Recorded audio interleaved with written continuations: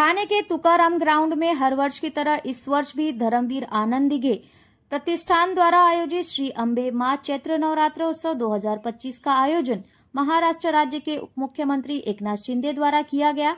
नवरात्रि के तृतीय दिवस महाआरती का भव्य आयोजन किया गया। कार्यक्रम में सभी शिवसेना के वरिष्ठ नेताओं पदाधिकारियों की उपस्थिति रही, तो वहीं भजन कीर्तन का भी भव्य आयोजन किया गया, जिसका लाभ हजारों भक्तों ने लिया। नवरात्रि के 9 दिनों में विभिन्न कार्यक्रमों का आयोजन, इसके साथ ही महायज्ञ रोजाना महाप्रसाद का भी आयोजन किया गया, जिसका लाभ रोजाना हजारों भक्त ले रहे हैं। कार्यक्रम में विशेष योगदान उप मुख्यमंत्री एकनाथ शिंदे की धर्मपत्नी लता एकनाथ शिंदे का रहा। कार्यक्रम के आयोजन के माध्यम से समाज के नागरिकों के मंगल कामना हेतु एवं उत्थान के लिए विगत कई वर्षों से कार्य किया जा रहा है।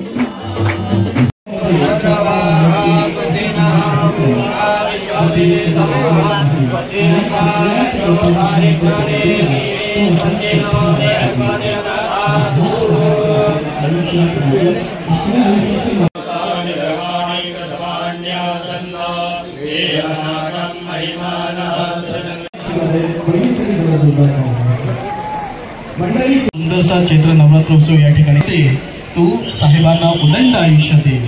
त्यांनी जे हाती कार्य घेतलेलं आहे ते कार्य पुन्हा एकदा दिसू दे, ही अंबे मातेचरणी आपण प्रार्थना करूया आणि पुढील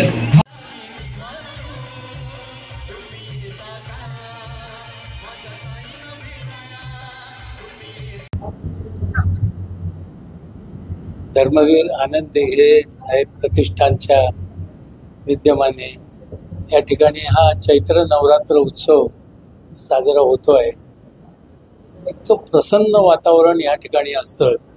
मी प्रतिवर्षी सकाळची आरती, अभिषेक, संध्याकाळची आरती या सर्व कार्यक्रमांना वर्षानुवर्ष उपस्थित असतो।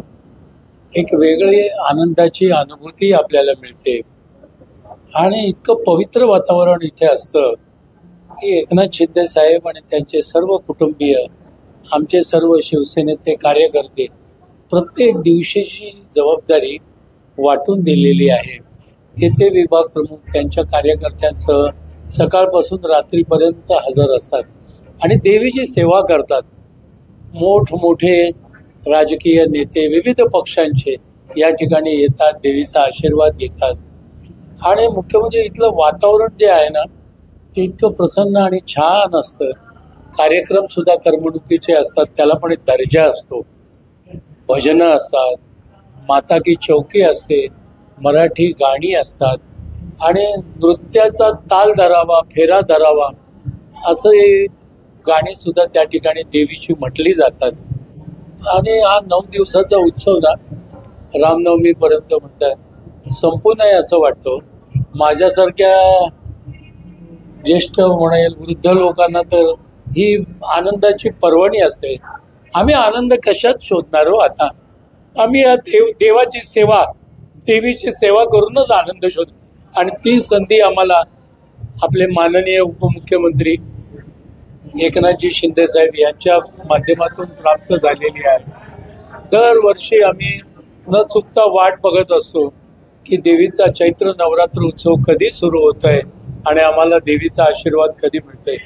देवीचा आशीर्वाद संपूर्ण ठाणेकरांनाच नाही, महाराष्ट्रातून अनेक व्यक्ती या ठिकाणी देवीचा आशीर्वाद घ्यायला येत असतात. आम्ही बघतो, रात्री घरी जाऊ नये असं वाटतं आणि तहानभूक हरपून जाते.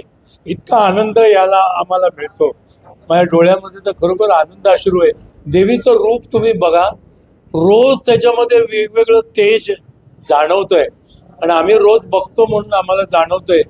तेजपुंज अशी देवीची मूर्ती दिसते आणि पाठक गुरुजी आणि त्यांचे सहकारी सकाळचा देवीचा म्हणजे पूजा करण्यापासून पहिली ते दिवसभर चाललेला होम, सप्तशतीचा पाठ, हे सगळं जे वातावरण आहे ना हे अगदी छान प्रसन्न वातावरण असतं.